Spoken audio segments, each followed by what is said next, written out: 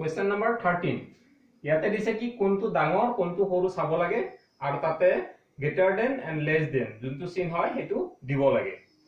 এই চিন কিটাৰ কথা মই কৈ থাও কোনোবা পাহৰি যাব পাৰে এইটো কেনে কি নাম এইটো কি নাম নামটো মনত থাকা না থাকটো ইমান ডাঙৰ কথা নহয় মনত ৰাখিবলৈ কথাটো হ'ল ইয়াতে যেটো বহল মুখ থাকিব এপিনে বহল মুখটো আছে তো এইপিনে সদায় ডাঙৰটো থাকিব ঠিক তেনেকে এইটো চিন দিয়া মানে এইটো ইয়াৰে হোৱাতে ডাঙৰটো থাকিব আৰু বাওফালে সৰুটো থাকিব হেতু কথা মনত এতিয়া আমি প্ৰশ্নলে আহো এটো দিছে √144 + √25 আৰু মাজতে বক্সটো দিয়া আছে আৰু এপিনে দিয়া আছে 169 নৰ বৰ্গমূল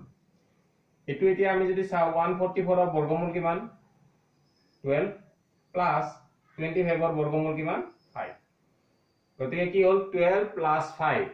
আমি এই বক্সটোৰ এটো সাইডে পালো তাৰ মানে কিমান পালো 17 ঠিক আছে এতিয়া বক্সটোৰ হোৱাতে চাও 169 ৰ বৰ্গমূল কিমান 13 এতিয়া আমি চাব লাগিল হোৱাটো ডাঙৰ নে বাওফালটো ডাঙৰ বাওফালটো থাকিল 17 হোৱাটো থাকিল 13 গতিকে এটো ডাঙৰ গতিকে আমি চিনটো কেনেকে দিম এই পিনে বহল মুখটো কৰি দিম এটো কেনে কওতে কয় গ্ৰেটাৰ দেন ঠিক আছে এটো হৈ গল নেক্সট এইটো বি √625 625 ৰ বৰ্গমূল কিমান 25 মাইনাস 121 ৰ বৰ্গমূল কিমান 11 এতিয়া 25 - 11 কিমান হ'ব 14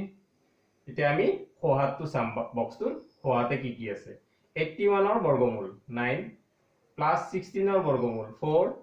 এপিনে কিমান পালো 13 এপিনে 14 কোনটো ডাঙৰ এইটো ডাঙৰ মানে কোনটো চিন হ'ব এইটো হৈ গল এতিয়া আহিল এইটো ইয়াতে যোগবিয়োগ নাই ইয়াতে আছে মাজত পূৰণ চিন √196 * √81 আছে আৰু ৰাইট সাইডে আছে √156 25 এতিয়া আমি যদি বৰ্গমূল লৈ লৈ কৰো তেতিয়া হলে অংকটো বেছি দীঘলীয়া হ'ব গতিকে কি কৰিলে সহজতে হ'ব এটো মই দেখাই দি আছো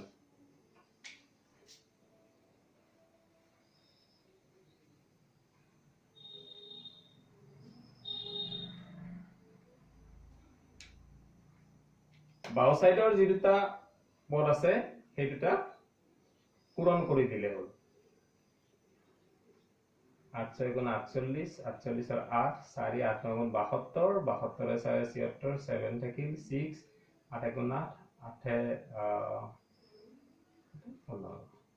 8 কিমান পালো 6 7 8 5 1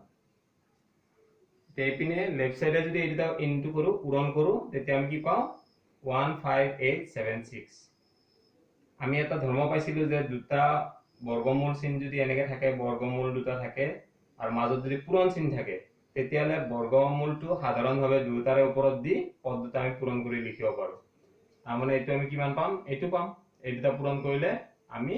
এইটো পাম হয়নে এইটো ডাঙৰ নে এইটো ডাঙৰ এইটো ডাঙৰ হৈ গল এতিয়া আহিল নেক্সট ইয়াৰে হেকৰটো হল ডি ডিটো তো এতিয়া পূৰণ কৰিব গলো ডাঙৰ হ'ব এটো বাৰু সৰু সংখ্যা কাৰণে পূৰণ কৰিলো ইয়াতে তো 4টা অংক আছে আৰু ইয়াতে 4টা অংক আছে এটোৰ কাৰণে সাধাৰণ সৰু কথা এটা মনত ৰাখিলে হ'ল যদি দুটা সংখ্যা আমি পূৰণ কৰিব লাগে সংখ্যা দুটাত কিমানটা অংক আছে এইটোত আছে 4টা অংক এইটোত আছে 4টা অংক দুইটা পূৰণ কৰাৰ পিছত যেটো পূৰণফল পাম সেই পূৰণফলটো সদায় 8টা 4 + 4 কেইটা হ'ল 8টা বা তাতকৈ এটা কম তাৰ মানে কি 8টা বা 7টা অংক থকা এটা সংখ্যা পাম পূৰণ কৰিলে ইয়াতে কেইটা অংক আছে 4টা 4টা অংকৰ সংখ্যাটোতকে 7টা বা 8টা অংকৰে গঠিত সংখ্যাটো নিশ্চয় ডাঙৰ হ'ব এটো হৈ গল মনত ৰব কোৱেশ্চন নম্বৰ 14 ইয়াতে কি আছে হেনাৰ কেম্প এটাত নায়কজনে 1764 জন সৈন্যক বৰ্গাকাৰ ৰূপত এনেদৰে থিয়া কৰালে যাতে দীঘে পথালিৰ প্ৰতিটো শাৰীতে সমান সংখ্যক সৈন্য থাকে প্ৰতি শাৰীত কিমানজনকৈ আছিল এতিয়া এই প্ৰশ্নটো সমাধান কৰাৰ আগতে মই এটা সাধাৰণ কনসেপ্ট এটা দিব খুজিছো যদি আমি বৰ্গ আকৃতিৰ ৰূপত কিবা এটা বস্তু সজাও ধৰি ললো এইকেইটা সৈন্য আমি যদি সজাও সদায় মন কৰিবলগীয়া কথাটো হ'ল এইটো বৰ্গাকৃতিত সজাইছো ইয়াৰে কি দেখা পাইছো মই যদি মই এনেকে পথালিকে চাও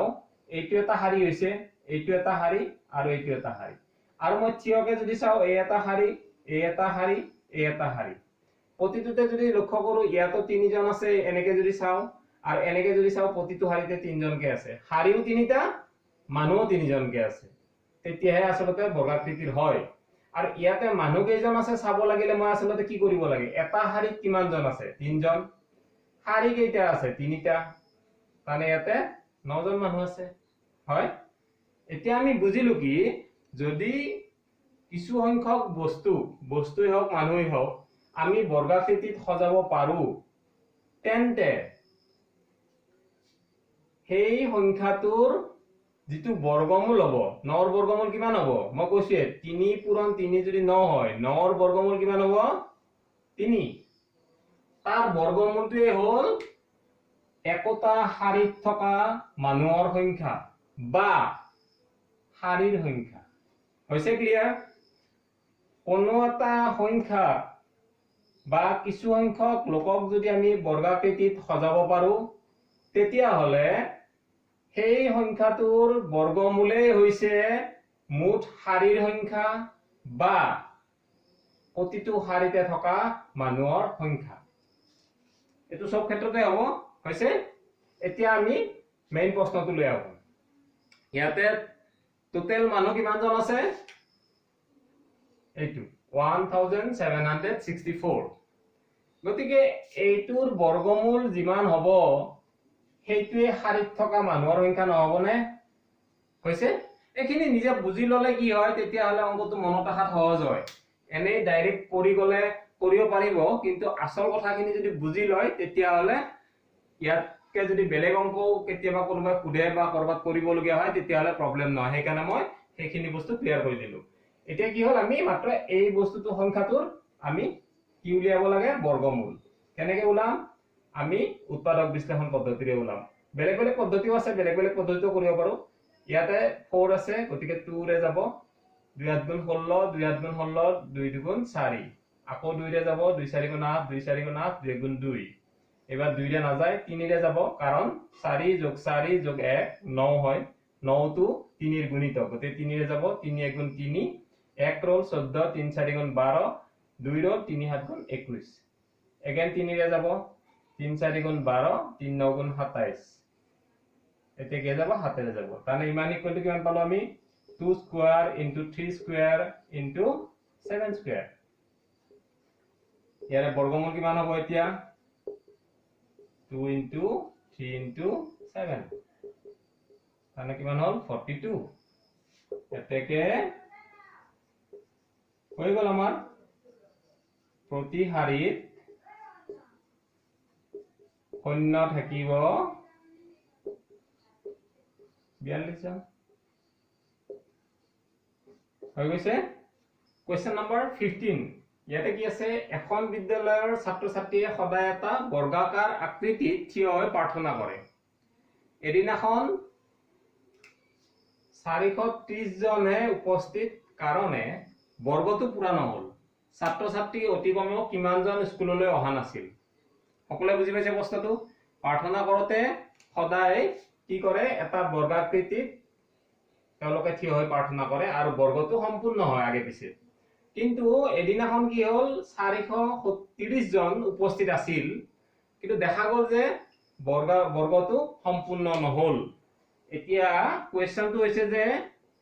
সম্পূৰ্ণ নোহাৰ কাৰণ হল ছাত্ৰ ছাত্ৰী কম আহিছিল নিশ্চয় হেদিনা কিমানজন কম আহিছিল হেতু উলিয়াব লাগে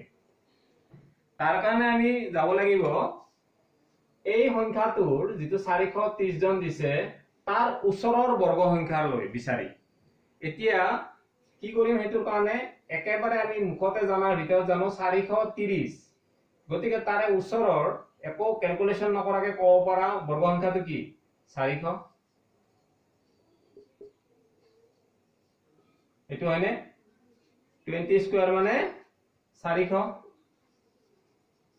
এটা আমি জানোই কি জানো 20 স্কয়ার মানে 400 তার নেক্সট টু চালো আমি 21 স্কয়ার 21 স্কয়ার কিমান হ'ব মই জানো কাৰণে লিখি দিলো 441 আৰু নাজানিলে এটো কৰি চালে হ'ল ঠিক আছে 441 এতিয়া কি দেখিলো 430 ৰ ঠিক ওপৰত বৰ্গ সংখ্যা আছে আমাৰ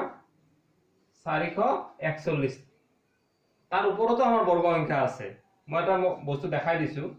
সাপোজ 22 স্কয়াৰ 20 স্কয়াৰ কিমান হ'ব 2 2 যে 4 2 2 যে 4 4 4 484 হৈছে 484 এতিয়া আমি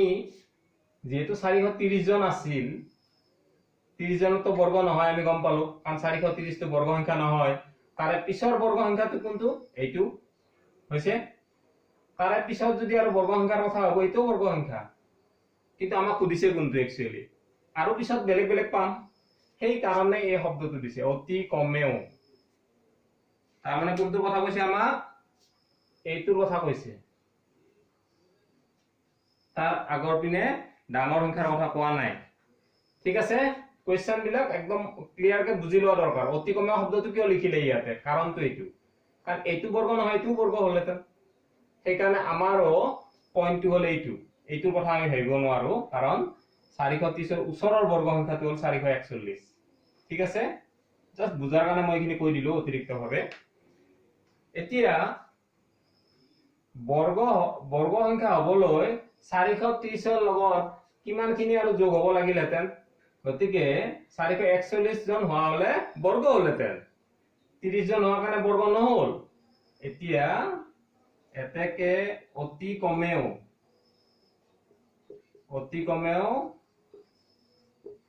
ছাত্ৰ ছাত্ৰী অহা নাছিল কিমান অহা নাছিল 441 বিয়োগ 430 সমান 11 জন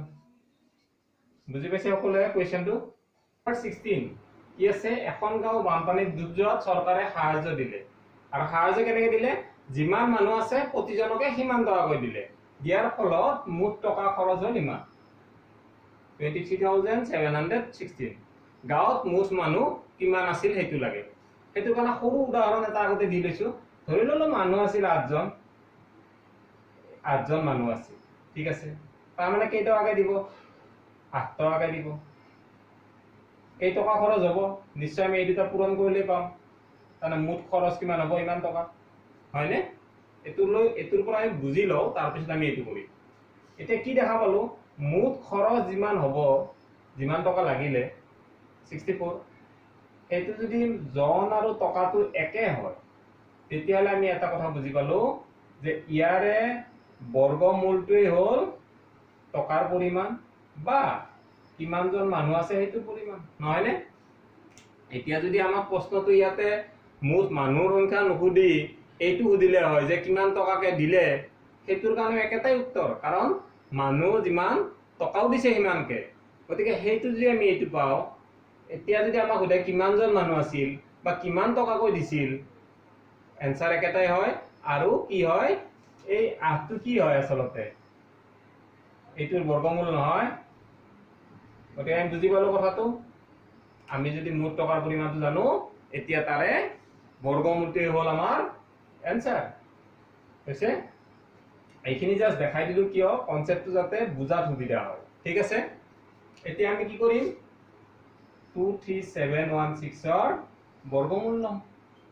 বৰ্গমূল কি নিয়মত লম এতিয়া আমি উৎপাদক বিশ্লেষণ কৰিম 23716 হয় 2 ৰে যাব 2 গুণ 2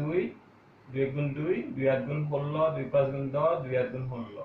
এগেইন 2 ৰে যাব 2 5 গুণ 10 2 9 গুণ 18 2 2 গুণ 4 2 9 গুণ 18 2 ৰে না যায় 8 3 ৰে না যায় নেক্সট 5 ৰে তো না যায় এবাৰ 7 7 8 গুণ 56 3 32 7 4 গুণ 28 49 7 8 গুণ 49 এগেইন 7 ৰে যাব 8 গুণ 7 8 2 গুণ 14 7 গুণ 7 হৈছে এগেইন কি হেৰে যাব 121 এটুক যাব 11 ৰে হৈছে তানে কি পালো 2 স্কয়াৰ * 7 স্কয়াৰ * 11 স্কয়াৰ এটা কি হল বৰ্গমূল আৰু বৰ্গ চিহ্নটো নহয় যাব থাকিল কি এইটো থাকিল হৈছে এবাৰ কি এইকেইটা ইনটু কৰিব লাগে 2 into 7 17 sorry 14 into 11 14 into 11 হলে কি হ'ব 11 4 যায় 44 4 থাকিল 11 15 এতেকে মুঠ মানুহ আছিল কিমান জন 154 জন হৈ গৈছে কনসেপ্ট क्वेश्चन नंबर 17 ইয়াতে কি দিছে দুটা দিছে root over 1 2 3 4 5 5 4 3 2 1 ইয়াৰে বৰ্গমূল লাগে আৰু এইটো দিছে 1 2 3 4 5 6 7 6 5 4 3 2 1 ইয়াৰে বৰ্গমূল লাগে এই অধ্যায়টোৰ প্ৰথমতে মই দেখাই দিছিলো কিছুমান স্পেশাল বৰ্গ সংখ্যা তাতে এটা বস্তু কৈছিলো 1 অংকটোৰে গঠিত বৰ্গ সংখ্যাবোৰৰ বৰ্গফলটো আমি কিমান সহজে উলিয়াব পাৰো জনে সোৱা নাই আগতে হেতু চাই ললে হল তেতিয়া বুজিব মই কৈ দিছো 1 ৰ পৰা 5 লৈ গৈছে দুটা ধৰণতে একে 5 ৰ পৰা ক্ৰমান্বয়ে কমি গৈছে ইয়াতো ঠিক তেনে 1 ৰ পৰা ক্ৰমে কি লৈ গৈছে 7 লৈ গৈছে 7 ৰ পৰা ক্ৰমে কমি গৈছে এই যেটো সংখ্যা পাইছো আমি এনেকুৱাকে সেইটো সদায় কি হয় একেৰে গঠিত সংখ্যাৰ বৰ্গ হয় একেৰে পাছলৈ আছে গতিকে 5টা 1 থাকিব 3টা 4টা 5টা বুজি পাইছে সকলে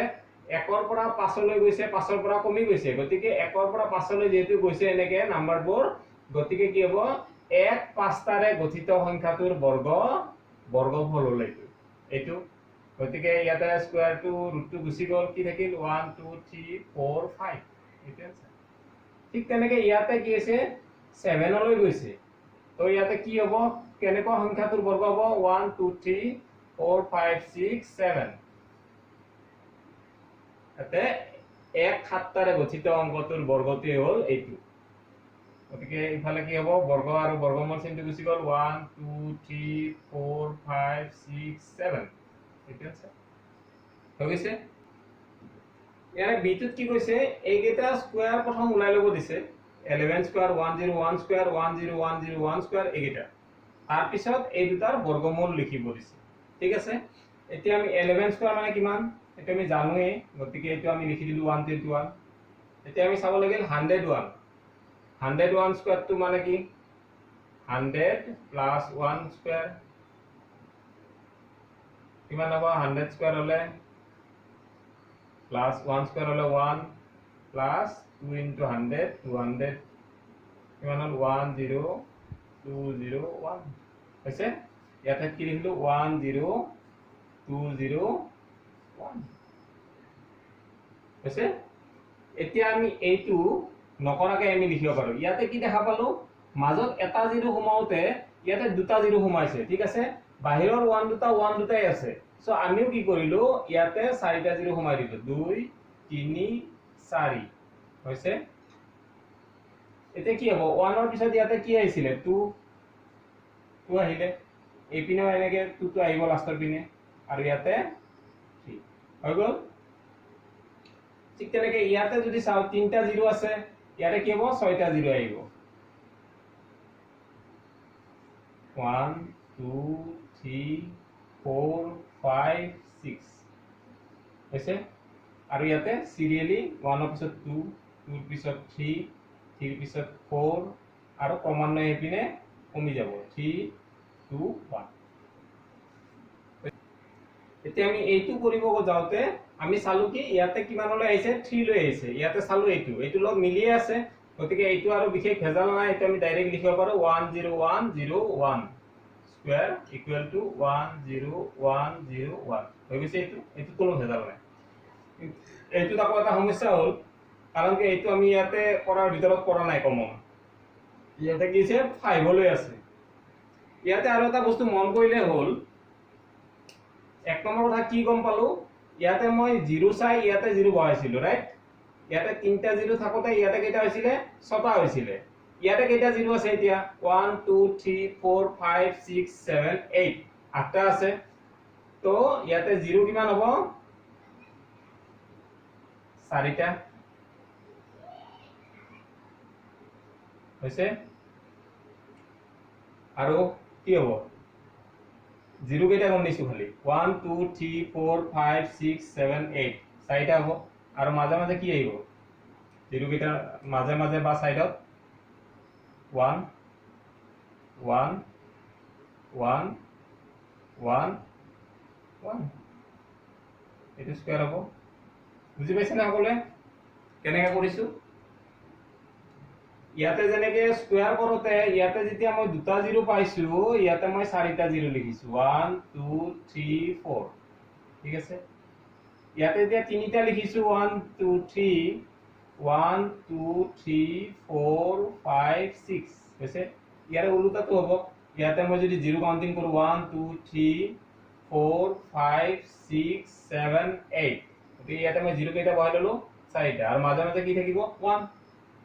হৈছে ইয়াতো যদি মই তেনেকেও চাও 1 2 3 4 চাৰিটা আছে তো আমি ইয়াতে দুটা জিৰো বহাই লৈছো আৰু 1 কেইটা আমি বহাই দিছো স্কয়াৰ তো ইয়াৰে আনসাৰটো কিমান হ'ব 1 0 1 0 1 0 1 0 1 হৈ গ'ল